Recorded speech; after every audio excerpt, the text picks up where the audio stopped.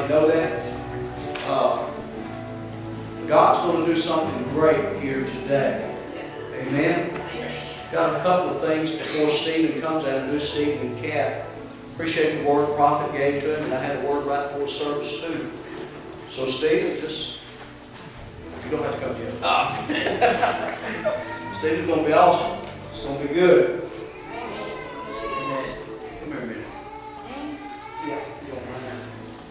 This is what the Lord showed me. I believe it's going to happen today.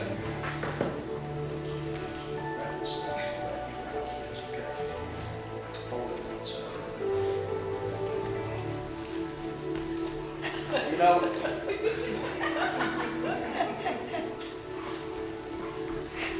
this is for everybody in this house who you want to hear. And some things still ain't right. Don't mean Jesus didn't do his job. You know, Jesus called Lazarus. Lazarus! Lazarus! Come forth! And he came out. He'd been dead. That's what happened to you. You was dead in your trespasses and sin. But when you gave your heart to Jesus, you got born again and you came to life. But then Jesus said something. He said, loose him, and let him go. There's some things in your mind that have you bound. There's some people here, you're in bondage. There's some things that have clung to you and held on to you, and you think, I'm not ever going to be free. Today, just under the ministry of the Word, if you can receive it, you can be free. Amen. If you can accept that the power of God is so powerful that it can come in just under the ministry of the Word of God and can take you, that's okay, I'm unleashing you. Be calm, Lazarus. Take that all off you. You believe that can happen? That's going to happen. That's going to happen if you'll receive the right way. There's ways to receive from God, and one is to make up your mind you're going to get it. You know, we talked about a few anointings a couple of weeks ago that are available. They're not, you're not going to find them in the Bible, but they're real. You can get it. You can have it. But you got to make up your mind you're going to get what God has for you. You're going to get it. You know, the Bible said the kingdom of God is here to provide it. Take it by force. There's a place where you have to determine that you're going to get what God has for you. And God came to set the captives free. How many of you know that some of God's people are still bound? Amen. Stephen, come up here. Stephen and Kat, come up here. The Lord told me to do this. I gave Stephen a word before the house, and I told him that there's going to come an authority on him today that he's never known before. That everything he's going to do probably the same way he's ever done it. There's going to be a power and authority just because of faithfulness. You reach the point where God can take you to another level. Now this thing right here represents authority. Now I put evangelists on that side. I don't know if you're an evangelist or not. You know, we just have to have titles right here. You know what I'm saying? Did God call you to be an evangelist? I believe so. You believe so? I don't know. God, that's between you and God. Yeah. I know you have authority. Yes, sir. I've watched you. Let me tell you something about Stephen. Stephen is a witness 24/7. This man lives and breathes Jesus.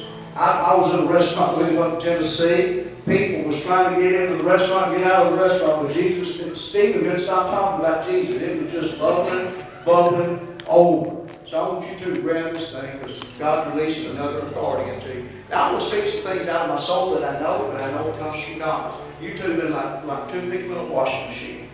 God's got y'all in this cycle. Y'all just bumping around there, grinding on each other, bumping, grinding. And then God throws you in the dryer and it's hot and you're spinning.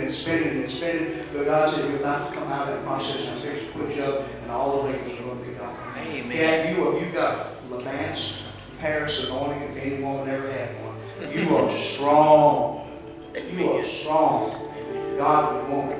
But God said, I'm going to take that strength and I'm going to nail it into a gentle word that just speaking it will break the hearts of men and set it free. Amen. Amen. Amen. He's just going to crush that word down just with one word out of that strength. It'll seem so gentle that people think, well, she's not this. But it's so gentle. There's power. God's going to do that today. Amen. That's good. You got it? You receive that? You receive that? Y'all receive that? Amen. Now, We got to do just a little bit of business before I call them up here. Stephen and Kat are real. What I mean by that is they ain't learned how to wear no church mask yet. And I told them, I hope you never do. I hope you never learn to wear it. Amen. Y'all know what a church mask is? It's when you just have a worst fight with your husband or your wife when you come to church, and man, you're fighting all the way in there, you're screaming and hollering at each other in the car, then you shut them car doors and get out. Glory to God. Hallelujah. Thank you. Hallelujah. Jesus is good. Jesus is good. And you're just so sweet, you're so kind up in here, and your heart, you sitting there the whole service thinking about what you want to say to your spouse when you get up out of here, how you just going to rip them a new one, you know. And that's called a church mask. It's called hypocrisy. It's called being a fake, not being real. And they ain't learned how to do that yet. Ain't never going to learn how. Ain't never going to learn. I received that. Ain't never going to learn how. Now what me and you got to do this morning, y'all looking at me? See, we didn't bring these folks in here just to have something happen today. We didn't bring Stephen and Kat all the way to Tennessee just to have a service. Just to have a meeting. See, I bring people in here, I believe when I hear from God, and I believe they add something to us, and I believe they break things off of us to help us. So I want you to do something today, prophetically. How many know we believe in prophetic gestures? You see what Sister Annette was doing? It's a prophetic gesture, wasn't it, Sister? Or it does something in the realm of the Spirit. You may think, what's that woman doing? Or that flag across that arm. Ask God to tell you. Ask God to tell you. But now prophetically, I want you to do something. Because let me tell you something, the church has got to get real. I've heard many people call us the plastic people. Talking about the church. They said they watch church and they see all these people who sit in church and they don't have any problems. They just look like they're so happy. I mean, you know, there's a lot of problems sitting in church pews. Amen. But they look plastic. They look like they got it all together. Amen. Can I tell you something? Your pastor don't have it all together. I don't have it all together. You know what I'm going to do? I'm going to take my church mask off. I'm going to lay it right down here. Now, Miss Janet, she's like me too. She don't have no church mask. And I want you, even if you don't think you got one, and if you don't think you got one, then you probably got the biggest one of all. Okay? If you don't think you got one, you probably got one. I want you to reach up just like this right here. Say, I'm going to take it off. Take it off today. Amen. I'm going to be real. I'm going to listen to this man's testimony because this man has been redeemed from the power of sin that most of us have never walked in. I'm probably close to anybody. Pretty bad. Sin will capture you. It'll bind you. Even as a believer, it can bind us. But you know what God did? God set him free. And since you took that mask off, you said, you know what, I'm going to be real. I'm going to receive from this man. So Stephen, come right up here right now. And I want y'all to point at him. Point at him. Say, there's something inside you. There's something inside you. God did something in you. God did something in you. Amen. And I'm making the demand I'm making a demand on that that's inside of you. on that that's inside of you. I'm going to get that. I'm going to get that. Everything God sent you to give me, Everything God sent you to I'm give going to me, get it today. I'm going to get it today. So you're going to be tired when you don't. So you're going to be tired when you're Because done. I'm going to drain every good thing that's in you out. Because I'm going to drain every good thing that's in you out. Amen. Amen. This is Stephen Dees, y'all.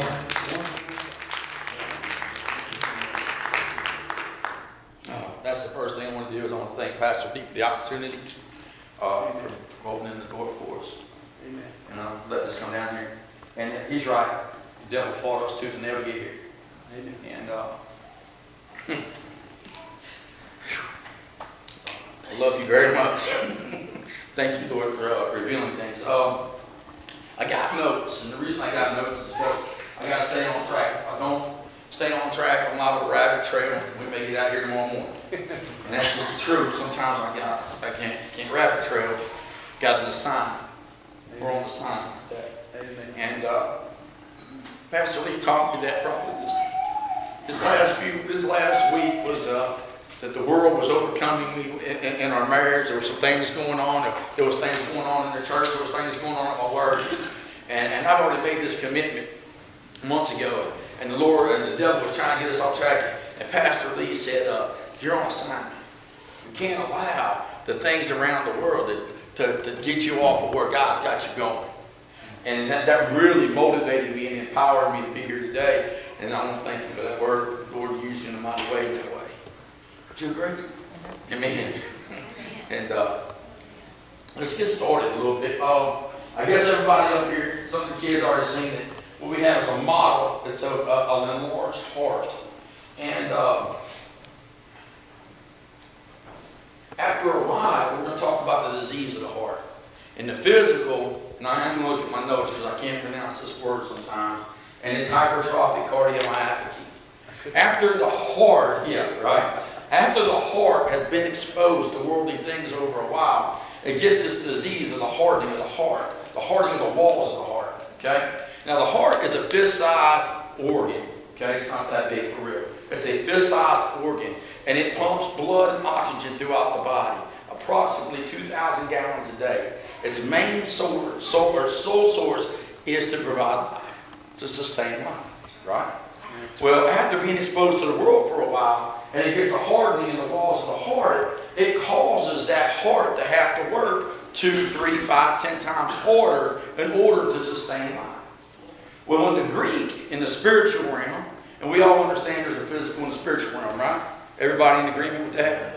Okay? So in the spiritual realm, we also have what they call hardening of the heart. And you'll find it in Hebrews 3 when it talks about the Israelites cannot enter into God's rest because of the hardening of their heart. That word is sclerocardia. It's one word, sclerocardia. And it means hardening of the heart. Well, I want to, as I share my testimony, I want you guys to think about the hardening of our hearts towards each other, the hardening of our hearts towards God, and the hardening of our hearts towards ourselves. Because it's going to come around, I promise you. It's all going to tie up at the end. Why? And Lazarus come forth and the healings that take place because of, or the lack of healing that takes place because of the hardening of our heart, first of all. So I want to get into testimony. I was born in 1969, Cincinnati, Ohio. I was born into a broken family already. Mom and Dad were fighting. There was 2 sisters, both of them were younger than me.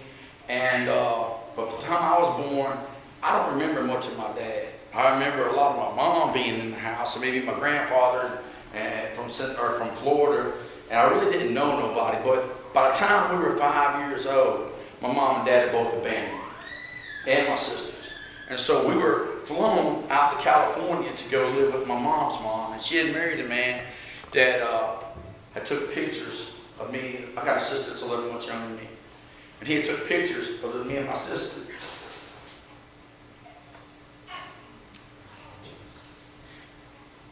Just thinking about her right now. Some of the things that she's going through. And the healing process that's happening. I think that was my first miracle, was out there, and I didn't know Jesus, of course, and I didn't go to church, and I didn't know who God was, but I know that he had got caught taking pictures of us, and that he had ran from the law, and he had took me and my sisters and we moved away to another part of California. But we weren't there long, and there was a knock at the door. And when there was a knock at the door, he went to go open it, and I was right next to him. His name was Frank, and I hope he's in heaven right now. I really do. But as the door opened, there was 2 men standing there. And I don't know if anybody here ever read the Laurel and Hardy books. Anybody? No? Okay. But anyway, what I seen was 2 angels standing at this door, and they had badges around their neck on a chain. And their first words were, "You thought you could get away from us, didn't you?" Well, it wasn't long after that. We were flown back to Ohio. And we got back to Ohio. We were put into an orphanage. And we weren't there too long. And they found a foster family that would take all 3 of us, which was good. And they brought us in. And the man ended up passing away not long after we were there for cancer. His name was Tom Rancho. He was a really good man. Loved him to death. The woman had some issues, and she was really mean to the children, to us children. And so after he had passed away, things got a little carried away. But it was a good thing because I guess my real father stepped back into the picture about that time. The state of Ohio had found him in Florida. So he drove up there, And we ended up flying down there to stay with him. Now, my sister stayed with him, but I was a mama's boy, and I always believed that my mama was going to come back and get me. So I asked to leave the home. I asked to go back to Ohio. And when I went back to Ohio, I ended up going to St. Joe's Orphanage. And when I was there, that's where I probably learned. I started to learn the ways of the world in a way that, we're all one way when we're in front of authority. We're all one way when we're in front of mom and dad. But then when you get the kids on the playground together, it's haywire. You know what I mean? There's a pecking order. There's fighting going on. There's stuff going on. So I learned how to be strong really quick. In that orphanage, I learned how to fight. I learned how to rebel. I learned how to be cool but mean, I guess. But inside that orphanage, I was waiting on my mom. My sisters had stayed down in Florida with my dad, and I knew my mom was coming back. I don't know why, don't know how, but I held on to that hope. And one day I was in Lincoln Heights, which is the school they bused me to, and it was an all-black school, and I was probably about the only second white guy there. And so there was trouble just in that alone. But it was okay because, I'm not prejudiced or anything, but when you're inside of a situation like that, it's not a good feeling. So I learned how to fight real well there too. And one day, they called me to the office, and some of the staff members from St. Joe's Orphanage were there, and they said that my mom was there to see me at the orphanage. And went out in the car. It was a cold, rainy day. There was still some snow on the ground, and but it was freezing rain. And I remember we pulled up to St. Joe's Orphanage, but we were on the way there, and I was questioning, like, what do you mean my mom's here? Who are you talking about? Is it my foster mom? Is it my stepmom? Who is it? And I was excited, and when we pulled up in front of the door, it was a round driveway. We pulled up, and I could look through the double doors, and I seen my real mother. And I knew she was innocent. And I remember throwing my books down and running through the double doors and jumping in her lap and thinking that everything was going to be okay. Man, my upside down world just got turned right side up. Tell you a little story about what happened in the foster family. They took me and my two sisters, to the grocery store. And while we were at the grocery store, I seen a woman with long black hair. She had her back turned towards me. And I thought that was my mom. So I took off across that grocery store. And when she turned around and said, "I'm not your mom," here I was crying and bawling. And the foster mom told me I was ungrateful. So I really had a heart for my mom. I really wanted to be with her. I remember her when I was younger at Christmas time. I remember at, let me tell you about the day she left. I want to backtrack just a little bit. We were living in an apartment building, and inside this apartment building was a 2-bedroom apartment. And when you walk into the apartment, you turn to the left, and there's a living room and a kitchen. You turn to the right, there's a bedroom, then the master bedroom. My grandfather stayed in the master bedroom, and then there was 2 beds inside the other bedroom. One was in the middle of the floor, the other one was a bunk bed. I slept on top of the bunk bed. She slept out in the middle of the floor. My sister stayed on the bottom of the bunk bed. One night it was getting late, and Mom was laying in bed, and I heard a bag rattle. And I could tell my mom was breathing when something was wrong. So I got down off the bed, and I said, "Hey, Mom, are you okay?" She said, "Get back up on the bed, boy." So I climbed back up on the bed, and then I heard the bag rattle. Thank you, Jesus. So get off that bed, and I run down there, and I said, "Make sure she's okay." And she said, "Boy, get back on that bed." About the 3rd time that happened, there wasn't no response from Mom. I had to go get Grandpa.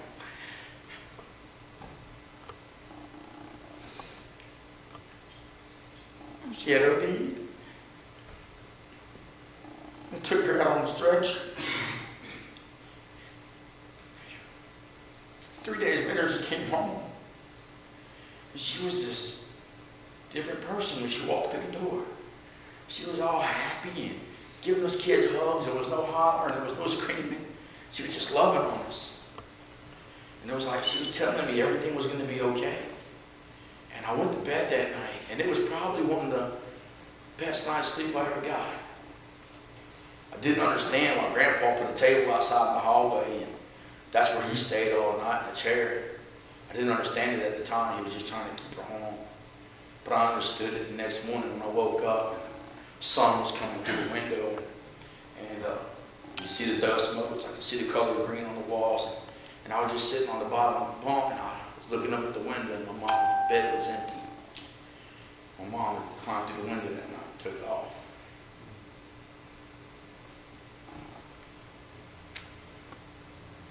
That act right there probably dictated who I was until I was 45 years old, 46 years old.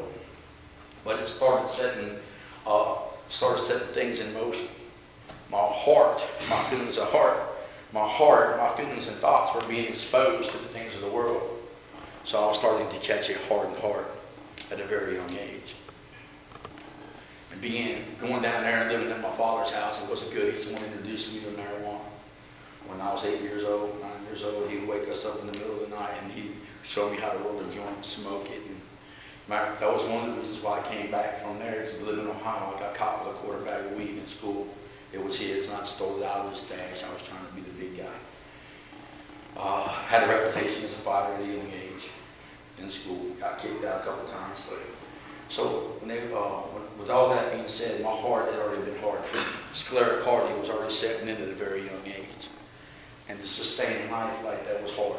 I started having to, I already felt like I wasn't worthy. I had low self-esteem. I had to try to prove myself in other ways. And let's fast forward to my mom being at the orphanage. She was already married to a man, and it took a year for them to go through the courts to be able to get me to come home. And they lived in Kentucky at the time. So they jumped through all the hoops, and they got me home with them. I was 12 years old. And for the first year, man, even though we lived in a little bitty trailer, I was happy.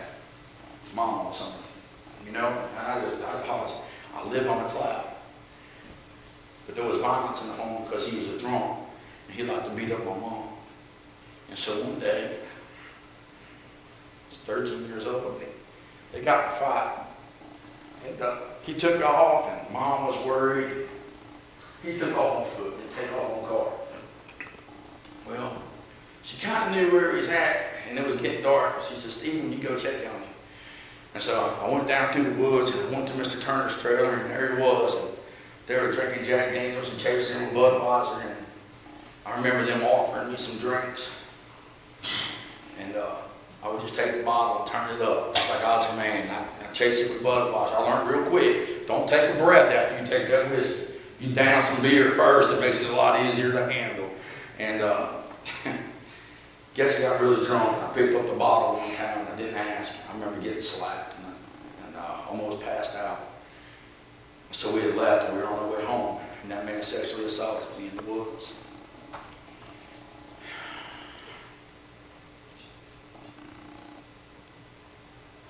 I was so angry. I was so mad. I felt so violated. And I couldn't tell my mom, because he told me if I told my mom that he would kill my sister and my dad. My sister and my mom. So I didn't tell nobody. But I burned the house down out of anger. And because of that, I got sent to Kentucky for 3 years. Or to the state of Kentucky in the juvenile system for 3 years. And my very first stop was at a mental hospital. And I was only supposed to be there for 30 days. And I ended up being there for like 8.5 months. But I had a relationship with the counselor there, and I told him everything. And I trusted him. And it was towards the end of my stay. It was actually the reason of the end of my stay, because I chose to leave after that. But it was one day he told me I had to stay in my room. And I was on the 3rd floor, and I wasn't allowed out of my room. And it got late in the evening, and they called me down to his office, and my mom was sitting in the waiting room. And I was walking to Ron's office, and my mom looked at me, and she said, "Come here." And I walked over to her, and she said, "Tell me, is it true?" And I said, "Yeah, Mom, it's true." She didn't know until then. And she slapped me. She said, "No, it's not true." I said, "Okay." So I walked into the room, and there was this man that had done this to me sitting in that room, the man that I trusted.